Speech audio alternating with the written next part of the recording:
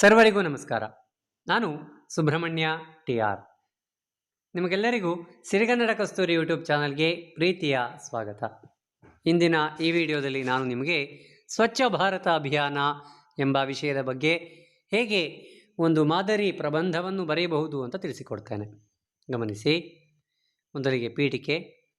ಸ್ವಚ್ಛತೆ ನಮ್ಮ ಜೀವನದ ಮುಖ್ಯ ಭಾಗವಾಗಿದೆ. ಸ್ವಚ್ಛತೆ ಇದ್ದಲ್ಲಿ ದೇವರಿರುವರು ಎಂಬ ಮಾತಿನಂತೆ ಪರಿಸರವನ್ನು ಶುದ್ಧವಾಗಿ ಇಡುವುದು ನಮ್ಮ ಪ್ರತಿಯೊಬ್ಬರ ಕರ್ತವ್ಯ.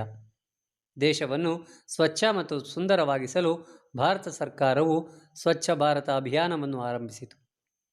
ಈ ಮಹತ್ವಾಕಾಂಕ್ಷಿ ಯೋಜನೆಯನ್ನು 2014ರ ಅಕ್ಟೋಬರ್ 2ರಂದು ಮಹಾತ್ಮ ಗಾಂಧೀಜಿಯವರ ಜನ್ಮದಿನದಂದು ಪ್ರಧಾನಮಂತ್ರಿಗಳಾದ ಸನ್ಮಾನ್ಯ ನರೇಂದ್ರ ಮೋದಿ ಅವರು ಪ್ರಾರಂಭಿಸಿದರು.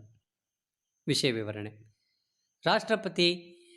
ರಾಷ್ಟ್ರಪಿತ ಮಹಾತ್ಮ ಗಾಂಧೀಜಿ ಸ್ವಚ್ಛತೆಗೆ ಹೆಚ್ಚಿನ ಪ್ರಾಶಸ್ತ್ಯ ನೀಡಿದ್ದರು. ಅವರ ಕನಸಿನ ಭಾರತ ಸ್ವಚ್ಛ ಮತ್ತು ಆರೋಗ್ಯಕರವಾಗಿರಬೇಕೆಂಬುದಾಗಿತ್ತು. ಆದ್ದರಿಂದ ಅವರ 150ನೇ ಜನ್ಮದಿನದ ಹಿನ್ನೆಲೆಯಲ್ಲಿ ಈ ಯೋಜನೆಗೆ ವಿಶೇಷ ಮಹತ್ವ ನೀಡಲಾಯಿತು. ಸ್ವಚ್ಛ ಭಾರತ ಅಭಿಯಾನದ ಮುಖ್ಯ ಉದ್ದೇಶಗಳು: 1. ದೇಶದ ಎಲ್ಲ ನಗರ ಮತ್ತು ಗ್ರಾಮೀಣ ಪ್ರದೇಶಗಳನ್ನು ಸ್ವಚ್ಛವಾಗಿಡುವುದು. 2. ಬಯಲು ಶೌಚವನ್ನು ನಿರ್ಮೂಲನೆ ಮಾಡುವುದು.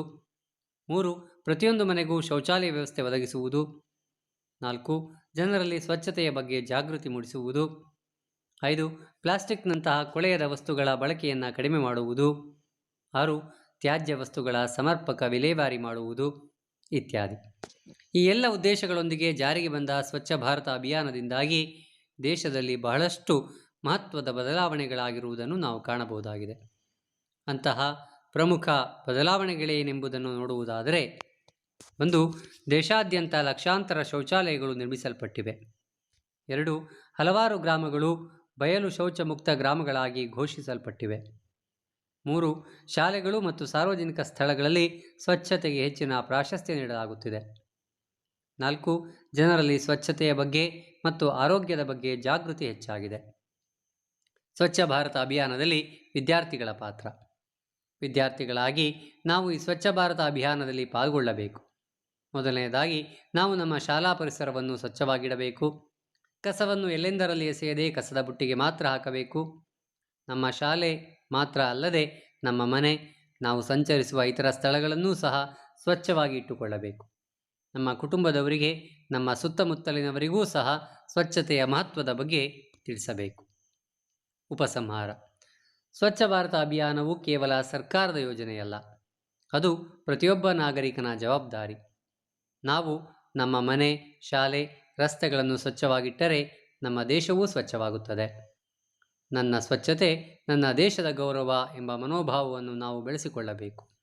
ಆ ಮೂಲಕ ನಾವು ಎಲ್ಲರೂ ಸೇರಿ ಸ್ವಚ್ಛ ಭಾರತ ನಿರ್ಮಾಣಕ್ಕೆ ಕೈ ಜೋಡಿಸಬೇಕಿದೆ. ಪ್ರೀತಿಯ ವಿದ್ಯಾರ್ಥಿಗಳೇ, ಇದಿಷ್ಟು ಸ್ವಚ್ಛ ಭಾರತ ಅಭಿಯಾನ ಎಂಬ ವಿಷಯದ ಕುರಿತು ಒಂದು ಮಾದರಿ ಪ್ರಬಂಧವನ್ನು ನಿಮಗೆ ನೀಡಿದ್ದೇನೆ.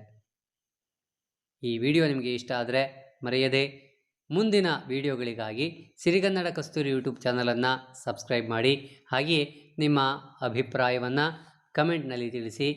ವಿಡಿಯೋ ಇಷ್ಟ ಆದರೆ ಮರೆಯದೆ ಲೈಕ್ ಮಾಡಿ. ಧನ್ಯವಾದಗಳು.